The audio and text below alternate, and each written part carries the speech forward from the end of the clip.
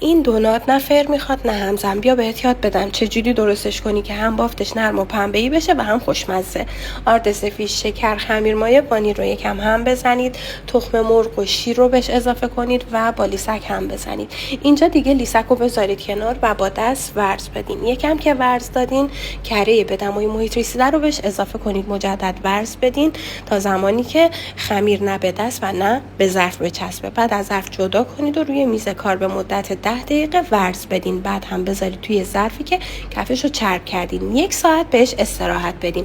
بعد از 1 ساعت پف خمیر رو بگیرید، از خمیر چونه‌های 40 گرمی بردارید. حالا چونه‌ها رو روی میز کار پهن کنید، وسطش رو با ماسوره یا هر چیزی که دارین سوراخ کنید تا به شکل دونات در بیاد. بذارید روی کاغذ روغنی که بعد برای سرخ کردن راحت بتونید جدا کنید.